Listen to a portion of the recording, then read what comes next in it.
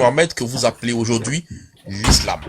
Ça, moi j'ai un problème avec ça, parce que tu m'as demandé quel problème que j'ai avec l'islam. Voici mon problème. Parce que je t'ai posé un préalable. Je t'ai dit, Mohamed n'a pas fait du prosélytisme en allant partout dans le monde. Il pouvait le faire. Il avait des moyens. Il en avait des moyens. Son oncle avait des moyens. Il était entouré des personnes qui avaient des moyens. Mais Dieu n'a pas, enfin, Allah, lequel il est venu, pour lequel il est venu, ne l'a pas amené dans ces contrées-là. Mais d'où ça vient qu'après son départ, des gens se constituent en une religion prosélytisme et pas aller partout dans le monde. Attendez. Tu oublies que c'est le prophète lui-même. Il va terminer. En fait, il veut comprendre l'imam. Salam alaikum wa rahmatullah. Viking, il veut devenir musulman. Donc, il est en train de poser des questions. Voilà. Il pose des questions pour savoir, imam. Il veut devenir musulman. On a déjà posé des jalons. Donc, s'il vient aujourd'hui, il nous pose des questions pour que nous puissions lui donner l'information nécessaire qui va l'amener à embrasser l'islam. On répond avec que le prophète sallallahu alayhi wa sallam, c'est lui qui a envoyé les gens dans le monde. Il a dit au moment de son dernier sermon que tous ceux qui sont ici présents vont vers ceux qui ne sont pas ici présents. Donc, depuis ce moment-là, c'est vrai que lui n'est pas sorti de la péninsule arabique, mais c'est lui qui a envoyé ses compagnons de sortir partout dans le monde, aller annoncer aux absents ce qu'ils ont attendu quand ils étaient présents avec le messager sallam. Donc c'est le messager sallam qui annonce aux gens d'aller annoncer la bonne nouvelle à l'humanité tout entière. Donc voilà, c'est le prophète sallam qui invite les gens à le faire.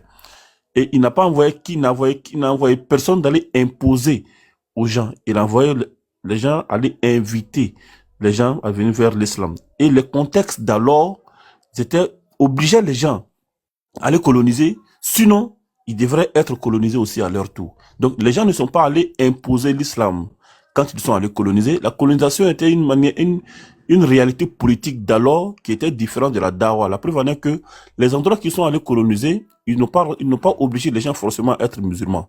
Donc il y avait la politique d'alors qui était de coloniser. Les empires musulmans sont allés coloniser, mais ils n'ont pas obligé les gens d'être musulmans. Et ceux qui sont devenus musulmans sont devenus musulmans. Ceux qui ne sont pas devenus n'ont pas été tués tant qu'ils ne sont pas opposés à la colonisation de certains empires musulmans. Et donc il faut faire la différence entre les empires, la colonisation des empires musulmans d'alors et la conversion qu'ils ont faite aux gens en ce moment. J'espère qu'on comprend. Donc la politique des empires musulmans d'alors et la conversion des gens de ces empires-là vers l'islam en ce moment. Inch'Allah. Ouais, mais c'est une blague. Genre, Mohamed, avant de mourir, c'est là où il va dire aux gens, non, allez parler aux gens de l'extérieur de l'Arabie, quoi. Donc c'est à ce moment-là qu'il va demander à ses compagnons d'aller le faire. Mais c'est une blague. Mohamed, c'est celui qui a reçu la révélation. 23 ans de révélation. 23 ans. Dieu ne lui envoie pas, c'est-à-dire Allah ne l'envoie pas, c'est-à-dire d'aller dans les autres contrées. Parce que lui, je suis sûr, s'il était allé dans les autres contrées, il l'aurait fait pacifiquement. Ok. Il l'aurait fait... Attends, mais à chaque fois, il faut que je parle. Vous parlez. Vas-y, on t'écoute. Voilà. Je suis sûr. Moi, je suis sûr. Voilà. Moi, j'ai mon regard à moi. Hein. Voilà, je m'en fous de ceux qui aiment diaboliser. Moi, je suis sûr. Viking, j'étais en train d'implanter les... Viking, écoute-moi. Tu vois, j'étais en bas, je vous écoutais. Et puis, j'ai demandé à monter. Quand l'imam est monté, je savais qu'il va résoudre tout. J'étais là depuis, on est les premiers à être, mais on était en bas. On va implanter le décor. L'imam, il est monté. Alors, tu vas poser tes questions parce qu'il faut qu'on comprenne. Parce que dans le but de toi, tu veux comprendre. Tu veux connaître l'islam. Est-ce que c'est dans cette logique-là qu'on part ou pas? Bon, Baz m'a posé une question, donc j'étais en train de répondre honnêtement, parce qu'il m'a demandé quel est le problème que j'avais. Oui, mais c'est ce que je suis en train de dire. Est-ce qu'on se comprend? Je dis, j'étais en bas, j'ai suivi Baz, il est venu après moi, donc nous on était les premiers. Donc ce que je dis, je vous ai écouté jusqu'à ce que tu montes. Maintenant, est-ce qu'on peut continuer comme la dernière fois? Est-ce que tu veux comprendre l'islam pour que nous, on puisse te montrer le vrai visage de l'islam? Et l'échange peut se faire sur ce côté-là. Comme ça, l'imam, il est Mais c'est disposé. bon, Bah, l'échange est tranquille. je finis pas, tu me coupes. Jusqu'à là. Tu me coupes. Ah, Tu me excuse-moi. coupes. Tu me coupes. Voilà. Moi, je fais un prolongement depuis la dernière fois. Parce que moi, mon objectif, c'est que tu embrasses l'islam. Après, c'est ton choix. Comme tu l'as dit, si on te présente bien l'islam, tu vas pas refuser. Donc, aujourd'hui, ils sont là, Baz a posé des questions, Imam, il est là, les autres sont là, Sabrina est là. Est-ce que tu es prêt à faire cet exercice-là pour qu'on t'accompagne, pour que nous puissions te donner des éléments d'information selon toi, ce que tes préconçus, tes préjugés que tu as, nous on puisse te donner une information claire et nette avec des appuis, des écrits, de l'histoire, de tout ce que tu veux. Salam alaikum, Tijan. Salam alaikum, Tijan.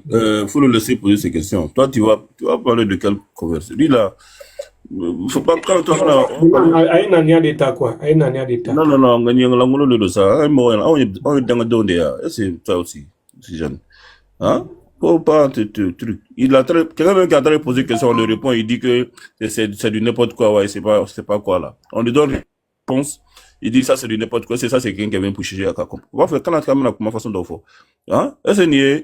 On dit que le prophète sallallahu alayhi wa sallam, voilà ce qu'il, et puis il dit c'est du n'importe quoi. Il dit, faut pas qu'on va se foutre déjà. Hein? Ça c'est quelqu'un qui avait dit pour écouter, quand tu veux contredire quelque chose, tu as un texte pour dire que, ah, vraiment, c'est vrai, même, c'est comme vous avez dit, voilà ça, mais voilà les textes qui prouvent que le prophète n'a jamais fait ça.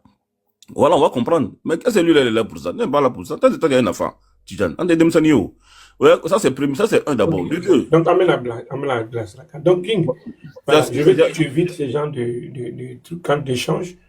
Voilà, si tu as, comme l'imam il a dit, si tu veux balayer, si tu veux aller contre l'argument, tu dois fournir tes preuves. Est-ce qu'on peut procéder à cet échange-là comme ça?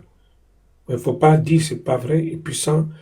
Maintenant, il dit que le prophète n'a jamais. On va le laisser même parler parce que on va le laisser parler, on va répondre à ses propos. Parce que quelqu'un si c'est l'esprit critique, il n'y a pas de souci, ça c'est normal. Maintenant, pour dire qu'il est venu pour se convertir, ça c'est.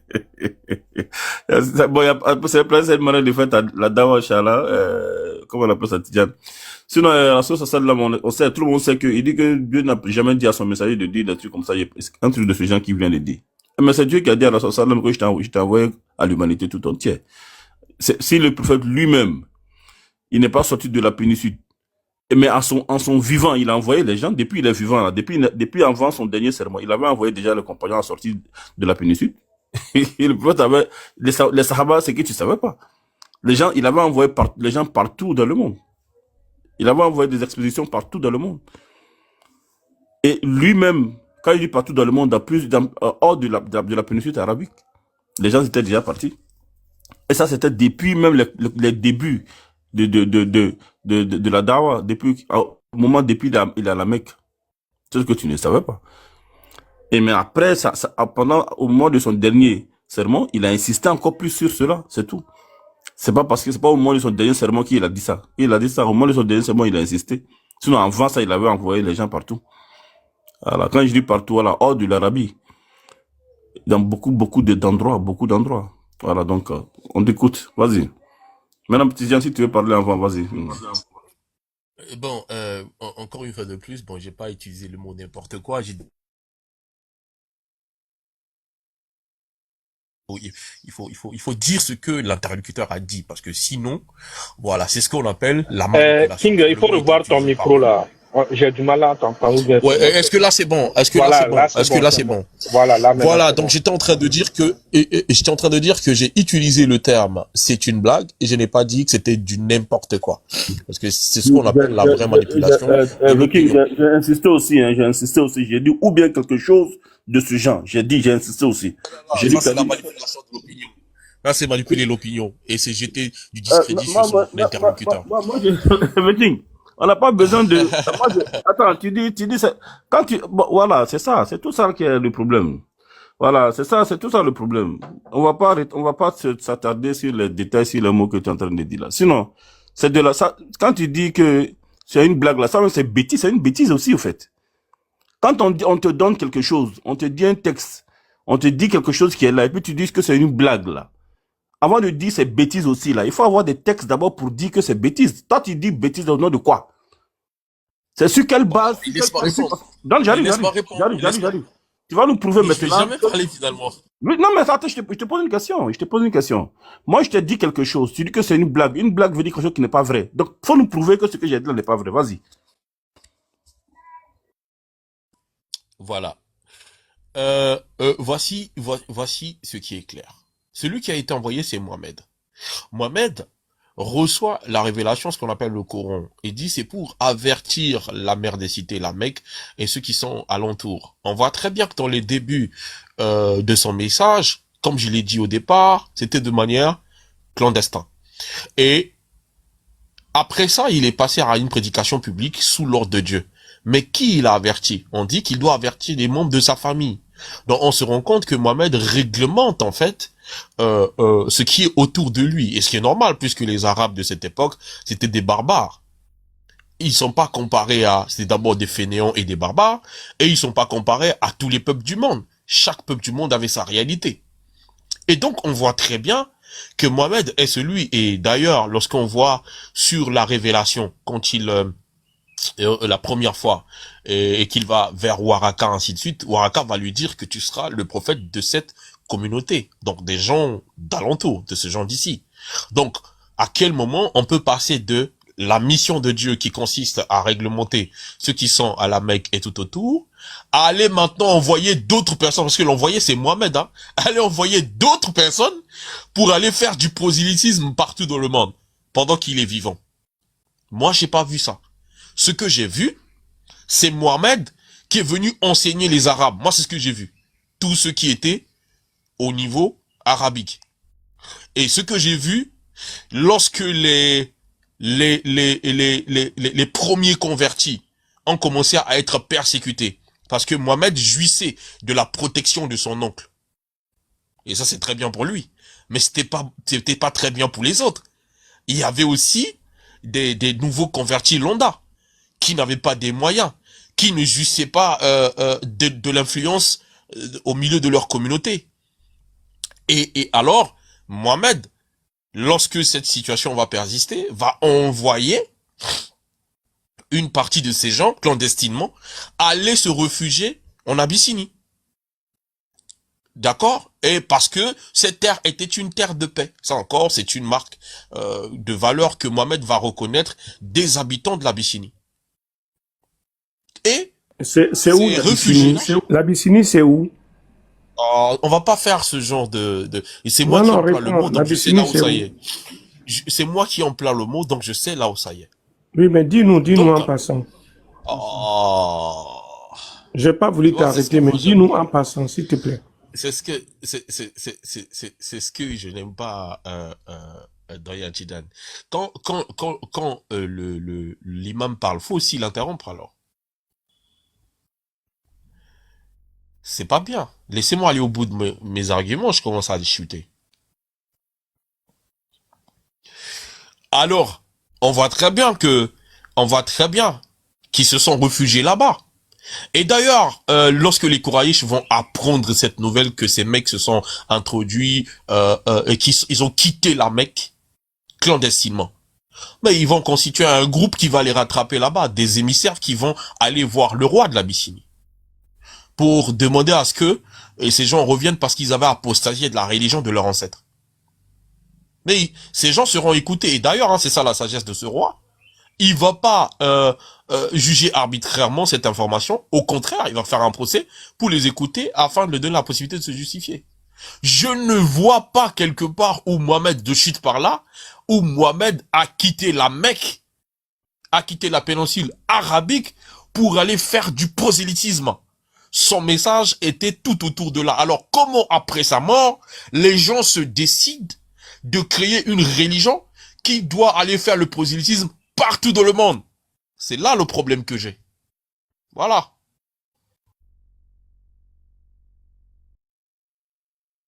Ok. Ce qu'on va dire aux frères, tu vois, à l'époque, Jésus, quand une femme qui n'était pas juive est venu demander, je pense, de la prière à Jésus. Jésus lui a dit que peut pas lui, vous connaissez mieux le verset, il ne pourra pas lui donner la nourriture des enfants aux chiens. Lui ne donnera pas la nourriture des enfants aux chiens. En d'autres termes, lui, il a été envoyé seulement qu'aux enfants, aux brebis égarés des enfants d'Israël. Normalement, le prophète sallallahu alayhi wa sallam à son époque, s'il n'a pas été envoyé à l'humanité, que le message aussi ne concernait pas l'humanité, tous les compagnons qui n'étaient pas arabes devaient être chassés aussi, comme Jésus a traité cette femme comme une chienne. Et le prophète Mohammed sallallahu alayhi wa sallam, ces personnes qui venaient auprès de lui pour le messager de Dieu sallallahu alayhi wa sallam les a toujours reçus. Tel que Bilal ibn Rabah, qui était éthiopien, qui était habashite. Salman al-Farisi, qui était perse, qui n'était pas arabe. Suhaib Rumi était un roumain. C'était pas un arabe. Tous ceux-là étaient des compagnons du prophète Mohammed sallallahu alayhi wa sallam. Abdullah ibn Salam, c'était un israélite. C'était pas un arabe. Addas al-Ashwari, lui aussi c'était pas un arabe. Donc, beaucoup de compagnons, même il y a Ayman que tout le monde connaît. Elle aussi, c'était une éthiopienne, c'était pas une arabe. Donc, beaucoup de compagnons du messager de Dieu sallallahu alayhi wa sallam qui ont reçu le message et certains sont quittés auprès de lui. Le prophète sallallahu alayhi wa sallam les a donné des consignes. Ils sont retournés vers leur famille, vers leur peuple avec le message du messager de Dieu sallallahu alayhi wa sallam pour aller annoncer à leur peuple. Et le messager de sallam a donné des consignes à certains aussi comment ils doivent faire là-bas avec leur peuple. Ça, c'est l'histoire des musulmans qui sont allés se réfugier en Abyssinie que tu connais. Mais il y a eu beaucoup d'autres histoires en dehors de ça, après ça. Que le messager de Dieu, sallallahu alayhi wa sallam, quand il envoyait des gens en expédition, certains sont partis et ils ne sont pas revenus. Jusqu'à ce que le messager, sallallahu alayhi wa sallam, meure. Bref. Allah dit dans le Coran, il y a le fait de s'accrocher à l'histoire. Mais dans la science islamique, on ne s'accroche pas d'abord à l'histoire ni au hadith d'abord même. On s'accroche d'abord au texte et au Coran d'abord. C'est comme ça commence. Pour une honnêteté intellectuelle, quand on veut parler des prescriptions, des lois, de l'histoire de l'islam d'abord, on va voir d'abord le Coran, la sunna, les athar, l'ijtihad après. Qu'est-ce qui est dit dans le Coran?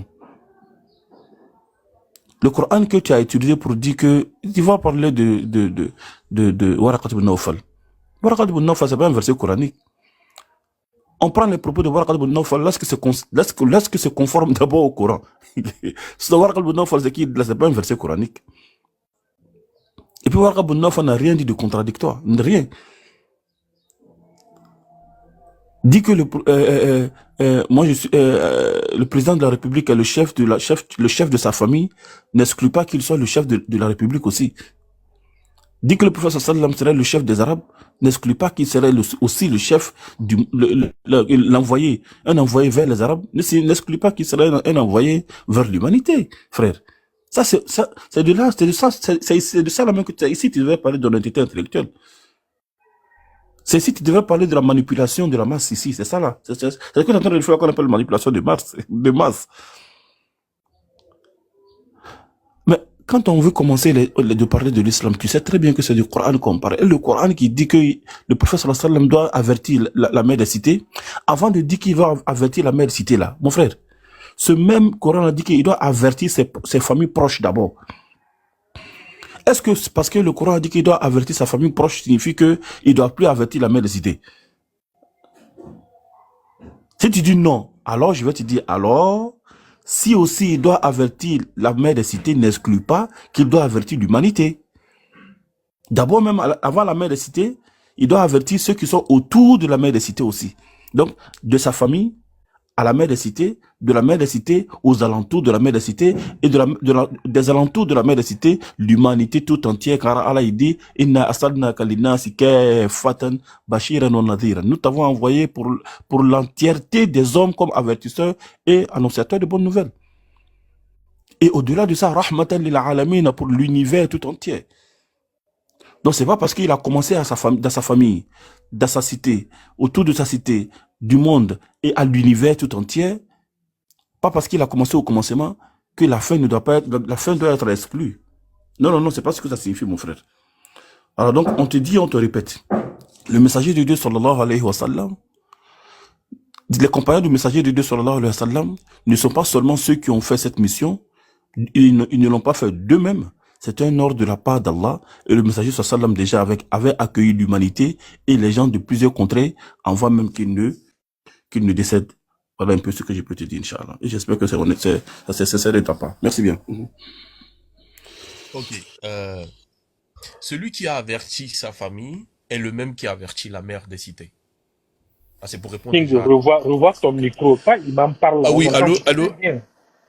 Ok, Voilà. ok, est-ce que c'est mieux comme ça? Ouais. Je disais, celui qui a averti ses parents est le même qui a averti la mère des cités. Celui qui a été à l'œuvre.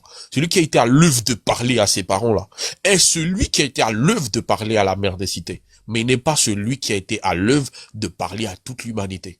Il n'a pas fait des voyages parce que s'il était destiné à ça, il devait faire des voyages et celui qu'il présente comme étant le Dieu créateur, c'est-à-dire Allah, lui aurait donné les moyens de le faire.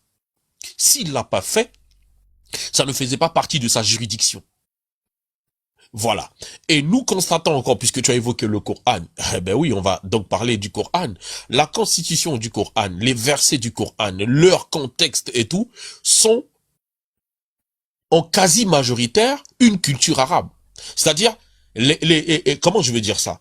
Ce sont des réponses qui sont données. Dans le Coran, on trouve des réponses qui sont données aux polythéistes qui existaient dans la péninsule arabique. Dans le Coran, on retrouve des réponses qui sont données aux tribus koraïchites. Dans le Coran, on retrouve des réponses qui sont données aux personnes qui attaquent directement Mohammed. Mais la culture que nous retrouvons et les réponses qui sont données, mais elles se comprennent très bien dans le monde arabique. Mais lorsque tu les sors de ce monde-là et que tu vas les appliquer, par exemple, dans la culture africaine, rien à voir. Voilà. Donc on est là. On est là. En pleine mission de Mohammed.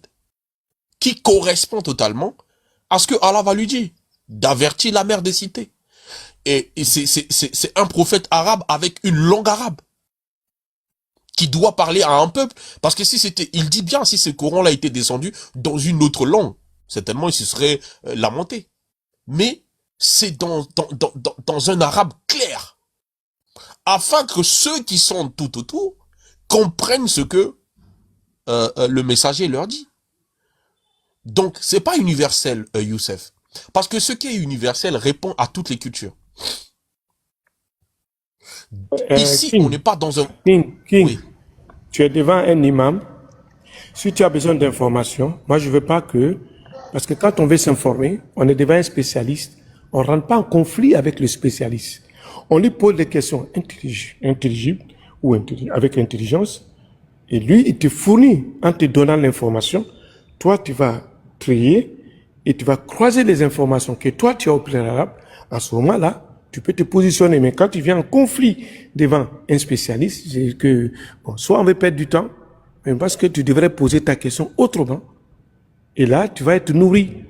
Quand on va à la source d'une information, il y a une démarche à faire. Et que cette démarche doit être logique et cohérente.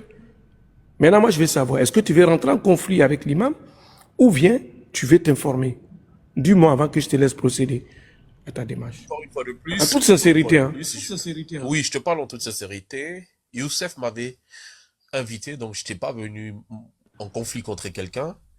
C'est Baz qui m'a posé une question, c'est plutôt l'imam qui est venu pour répondre à ce que je disais. C'est pas moi qui suis monté pour être en conflit avec l'imam. Non, pas du tout. Si j'avais vu l'imam qui donnait un enseignement, je serais monté pour lui poser des questions. Je répondais à Baz. L'imam est monté pour me confronter. Donc il faut rétablir les choses telles qu'elles sont. Je répondais à la question. Moi, quand j'ai repris la parole, est-ce que tu sais pourquoi je répondais à la question de Baz. J'ai assez de... oui, Baz. Oui, et voilà. Merci beaucoup. On va laisser il m'a parlé. Mais entre parenthèses là, King, tu as dit le prophète lui-même, il ne l'a pas fait. Mais pourquoi est-ce que les autres l'ont fait? Ok. C'est ce que je disais tout à l'heure avant que tu me montres là. Est-ce que tu peux nous montrer là où Jésus lui-même il a fait ce que vous... Aujourd'hui, toi, tu es chrétien. Est-ce que tu es juste là? Est-ce que Jésus lui-même, il est parti laisse l'affaire de Jésus. On va lui enseigner l'islam. On va plus. En fait, moi, j'avais un antécédent avec lui sur le même sujet. Je veux que ça se prolonge comme ça. Là, l'imam, alhamdoulilah, il est là. On va lui donner. Parce que là, ce qu'il a là, c'est des prérequis. C'est tout ce qui est les préconçus de l'islam. Là, on va lui donner ce qui est information réelle, qualitative. Et l'imam est là. Si l'imam pas, nous, on peut rentrer avec lui dans le domaine comparé. Non. Parce qu'on ne peut pas comparer Jésus, l'enseignement qu'il a fait sur 2 ans et demi, et quelqu'un qui a fait 23 ans. C'est pas possible. Quelqu'un qui est intelligent ne peut pas. Voilà. Donc, on va lui donner l'information. Et je pense que l'imam va lui donner. Après, nous, on va rentrer. Lui, s'il veut faire une comparaison, on va lui donner. Mais s'il est raisonnable, en 23 ans, c'est pas comparable avec 2 ans et demi. Voilà. King, moi, mon souhait, j'ai pris la parole encore, c'est juste pour que tu puisses pas rentrer en conflit. Mais vous échangez, élaborez. Si toi, tu as des sources nouvelles, mais envoie-le. Et l'imam va te dire, non, c'est ça ou c'est pas ça. Voilà. Parce que c'est des gens, c'est des personnes qui ont pris du temps pour étudier. Toi, tu l'as pas fait. Voilà. Tu navigues comme tout autre. Ça, c'est sans prétention aucune. Hein. Je sais que tu n'as pas ces domaines. Parce que moi, quand je te vois, si tu veux, moi, je te prends tout ce qui est... C'est pour ça que je t'ai dit la dernière fois, va sur les écrits des islamologues. Si tu veux vraiment apprendre l'islam en dehors des musulmans. Et là, tu peux venir nous confronter. Et moi, je vais t'orienter, que ce soit le Coran, que ce soit tout ce que les gens ont écrit. Voilà, comme ça. Tu as une piste. Mais l'information que tu es en train de donner, ça prouve que tu n'as pas de lecture. En tout cas, par rapport à moi, par rapport à peu de connaissances que je sais, tu n'as pas la base déjà. Donc, c'est pour ça que je veux que ça soit d'une manière apaisée. Et tu passes une logique vraie. Échanger avec l'imam. Parce qu'il a le temps s'il est venu. Voilà. Moi, c'est ce que j'ai à dire. Et puis, je vous laisse évoluer. Et puis, voilà. Merci encore. Baz, merci. Voilà. Et puis, on vous écoute. Ok. Excusez-moi, je veux que quelqu'un n'a qu'à me prendre la sourate 22, le verset 27. Je vais poser une question à Viking. Là. La sourate 22, le verset 27, s'il vous plaît. S'il vous plaît, quelqu'un n'a qu'à prendre ça. Ma voix ne sort pas là.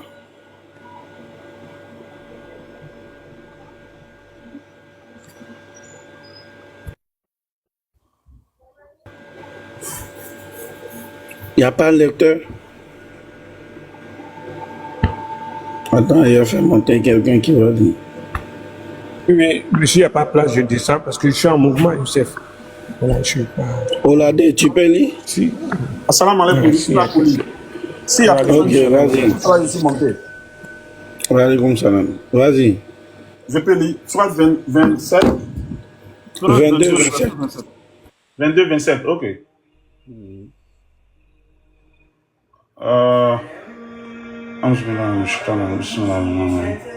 Verset 27. Ok.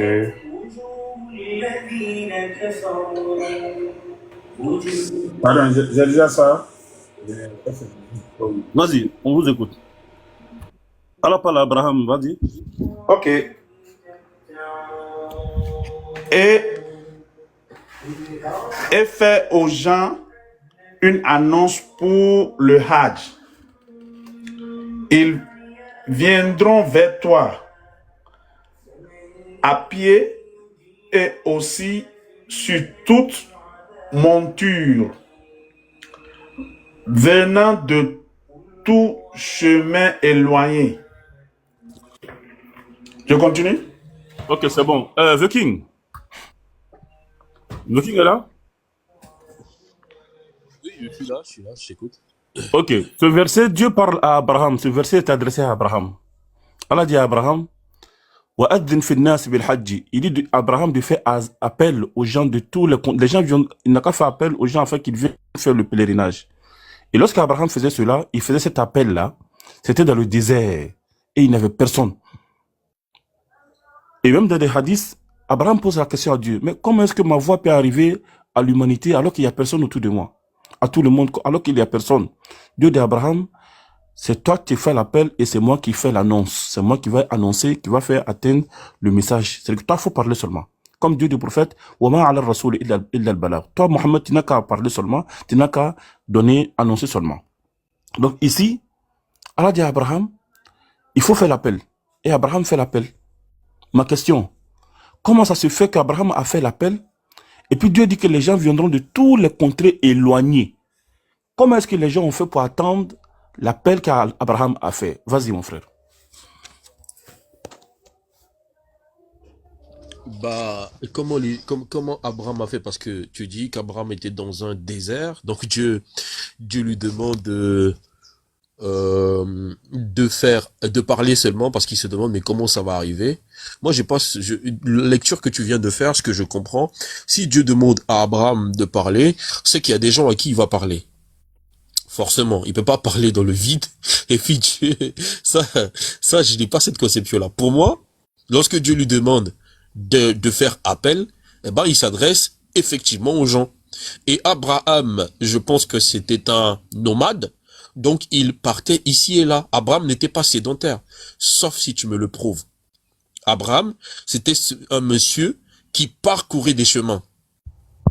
Voilà. Donc pour moi, si il a fait appel aux gens, c'est qu'il a parcouru partout, il a parcouru son chemin. Il a parlé de cet appel. Donc, nous allons aller sur la base de ton pour toi, là, parce qu'on est en train de parler des textes, on est en train de parler de pour moi. On te parle de textes, au lieu de parler de textes, montrer texte, éprouver texte, tu parles de pour moi, de pour moi, de pour moi. On va aller avec de pour toi, là. Imam, tu m'as dit qu'est-ce que moi doucement.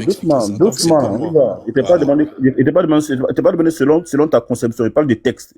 Il te demande, quand on fait un débat textuel, on répond avec des textes, mais on va aller avec tes textes. Si dans le débat, chacun devait dire selon moi, là.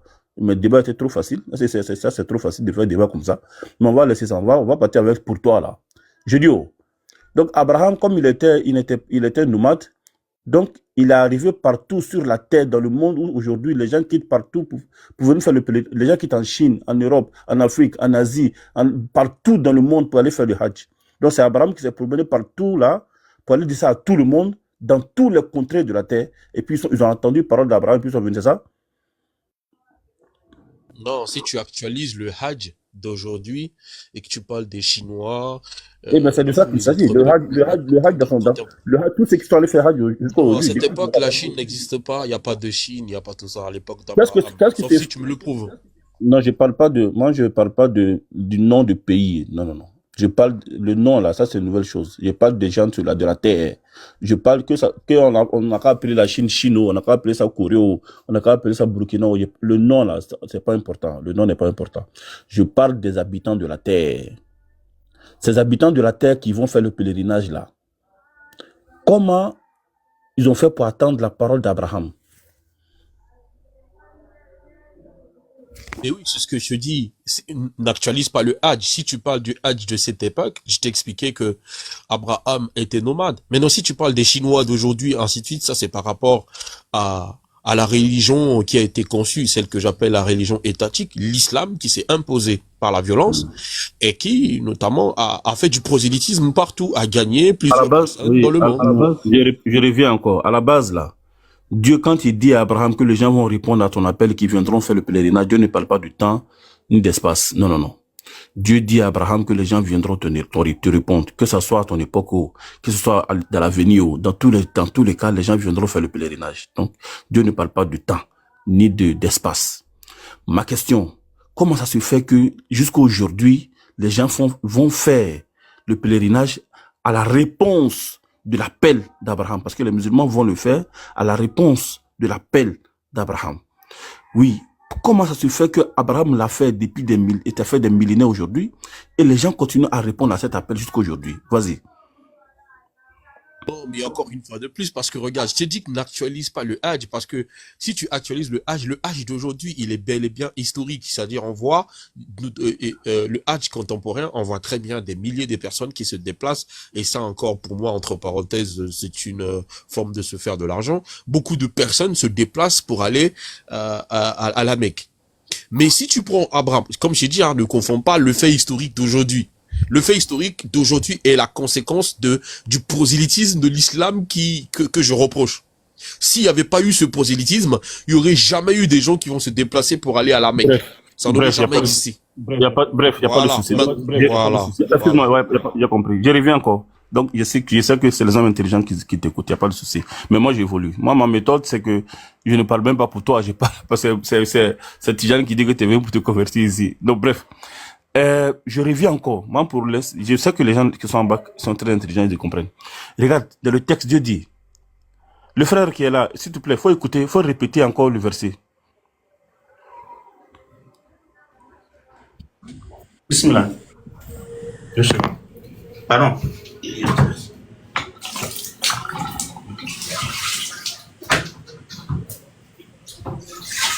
J'avais déposé le téléphone, quoi.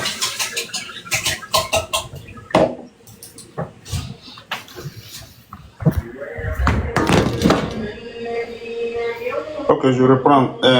27. Surah 34, verset, Surah 22, verset 27. 22, 27. 22, ok.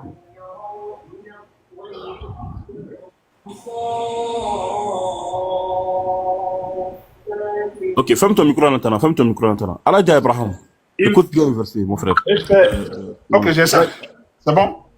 Vas-y, vas-y. Et fait aux gens une annonce pour le Hajj. Ils viendront vers toi à pied, eux aussi, sur toute monture, venant de tout chemin éloigné. Bref, point. Attends. Allah dit à Abraham que les gens viendront de tous les côtés, tous les endroits éloignés. Mon frère, éloignés là. Comment ça se fait que ceux qui étaient dans les contrées les plus éloignées ont attendu la voix d'Abraham? C'est ça ma question. Vas-y. Allah dit ils ont fait que les gens viendront de tous les côtés éloignés. Vas-y. Comment Abraham a fait quand il a fait l'appel là? Ceux qui étaient dans les contrées éloignées, comment ils ont attendu la voix d'Abraham? Mais non, mais ça, je l'ai expliqué déjà. Abraham était nomade. Donc, à partir du Ok, donc, il faut nous montrer. Donc, Allah dit de faire l'appel. Oui. Toi, tu dis qu'Abraham était nomade. Donc, ça veut dire que toi, chez toi, Abraham s'est promené pour aller appeler les gens, c'est ça, non? Non, c'était calcul, c'est ça. Abraham, partout où il partait, parce que normalement, il dit fait appel. Donc, partout où il partait, il devait, hein, ça c'est selon le prisme du Coran. Abraham, partout où il devait partir, puisqu'on lui dit de faire appel, il devait confesser sa foi en fait, il devait le faire. Parce que s'il ne le fait pas, il est prophète, donc il doit le faire. Partout où il partait, il le faisait. Après, de bouche à oreille, ainsi de suite, la nouvelle se répand. Partout où il partait. Bon, ok, merci bien. Lorsque Allah a dit cela, ce hadith, cette parole à Abraham, tu vas voir le tafsir de Qurtubi, comme dans le tafsir de Tabari, le messager, que lorsque Allah a dit à Abraham de faire l'azan, Abraham dit à Dieu, mais Dieu, comment pourrais-je faire cet appel? Comment pourrais-je faire cet appel? Comment est-ce que l'humanité, tous ces gens qui sont dans les contrées éloignées, pourront attendre ma voix? Allah dit à Abraham, toi tu n'as qu'à faire l'appel, c'est moi qui vais faire l'annonce. C'est-à-dire que toi ta voix ne va pas arriver, c'est toi tu ne peux pas faire arriver ta voix, c'est moi qui vais faire arriver ta voix dans le coin éloigné. Donc ce que tu es en train de dire là, ça c'est ta philosophie, c'est pas l'histoire. Donc dans les faits, Allah a demandé à Abraham de lever. Tu vas voir le tafsir Qurtubi comme tu peux le voir dans le tafsir, même d'Ibn Kathir, le tafsir de Ibn Kathir. Donc Allah dit à Abraham, tu n'as qu'à dire seulement, et moi je vais faire que ça va atteindre les gens. Voilà. Donc c'est pour t'amener dans les mêmes logiques. Avec le fait de dire qu'il est un nomade là, ça c'est où doit ce problème pour aller dire aux gens là, ça c'est toi qui dis ça. Maintenant, dans le cas du prophète Mohammed sallallahu alayhi wa sallam, Allah dit à Rasul sallam, dis, toi tu n'as, Mohammed, Oma ala Rasul illa al-balagh, le messager n'a qu'à aussi annoncer seulement. Wa alayna al-iblagh, Allah dit, et c'est à moi aussi de faire propager le message. Donc le messager de Dieu sallallahu alayhi wa sallam, lui il est venu seulement que pour dire. Et c'est Allah qui va faire relayer le message. C'est Dieu qui a envoyé, c'est Allah qui a envoyé Rasul sallallahu alayhi wa sallam là. C'est Dieu même qui l'a dit. Regarde, dans la mission du prophète sallallahu alayhi wa sallam, c'est Allah qui dit que le prophète a été envoyé à l'humanité tout entière dans la Sourate 34, le verset 38, le verset 28. Allah dit, comment on appelle ça? Et nous ne t'avons envoyé que comme annonciateur et avertisseur pour l'humanité tout entière. C'est Allah qui a dit ça. Maintenant, Allah dit qu'il a envoyé à l'humanité tout entière. Si Allah ne l'a pas permis d'atteindre lui-même physiquement l'humanité tout entière, et que Allah a fait que son message a atteint l'humanité tout entière, toi tu as quoi contre ça? Le prophète sallam, c'est son message qui est important. C'est son message qui est important. C'est pas son physique qui est important. Et s'il a planifié, il a mis des méthodes en place pour que le message atteigne l'humanité tout entière, et que lui-même n'a pas atteint physiquement l'humanité tout entière, l'objectif a été atteint. Si moi, j'ai construit un meuble, alors que je n'ai jamais soulevé brique, je n'ai pas soulevé brique, mais j'ai pu construire l'immeuble, l'objectif a atteint, c'est l'objectif. Tu vas pas venir me dire non, je n'ai pas construit brique, je n'ai pas construit l'immeuble là parce que je n'ai jamais touché brique. Non. C'est moi qui sais quel plan j'ai mis en place pour que l'immeuble soit devant toi aujourd'hui. C'est moi qui sais quelle stratégie j'ai mis en place pour que l'immeuble soit devant toi alors que je ne connais rien en maçonnerie. Donc, il est incohérent de dire qu'une personne ne peut pas construire un immeuble, ne peut pas avoir un immeuble à son nom, parce que il ne peut pas soulever ciment. C'est aberrant, c'est pas comme ça on réfléchit. C'est pas parce que le messager de sallam n'est pas venu en Afrique, alors qu'il a mis des méthodes en place pour que son message arrive en Afrique, qu'il n'a pas été envoyé à l'Afrique. Non, c'est pas comme ça. Tu m'envoies aller arranger ta maison, j'arrive là-bas, je crée une machine qui arrange la maison à ma place, et puis tu vas me dire que moi je n'ai pas arrangé la maison. Moi, parce que moi je n'ai pas mis ma main dedans, donc c'est pas moi. Donc ça c'est même pas logique, c'est même pas cohérent, c'est pas intelligent. Non, c'est pas comme ça se passe. Donc le messager de Dieu sallallahu alayhi wa sallam reste l'envoyé à l'humanité, même si il n'a pas atteint l'humanité physiquement lui-même, mais que ses messagers qu'il a formés, ses envoyés qu'il a formés, ses compagnons qu'il a formés, ont pu atteindre l'humanité tout entière juste après, même pendant son vivant, et qu'il a reçu des gens de partout du monde, des Africains, des Européens, tu comprends, de tous les contrées, il les a formés et puis il les a envoyés vers leur peuple. C'est ça aussi une autorité, c'est ça aussi un dirigeant. Voilà, je te forme et je t'envoie vers ton peuple. Et ça aussi, c'est le message du prophète sallallahu alayhi wa sallam. L'objectif, je répète, c'est pas la présence physique du messager de Dieu sallallahu alayhi wa sallam sur les différents territoires. L'objectif, c'est l'arrivée du message du messager si c'est différents contrées de la terre. Shukran, merci. J'espère que les intelligents ont compris le message. Je ne vais pas me fatiguer trop, alors que c'est clair. Shukran. Merci beaucoup. C'est clair pour c'est clair. Tu vois là, tu t'exprimais.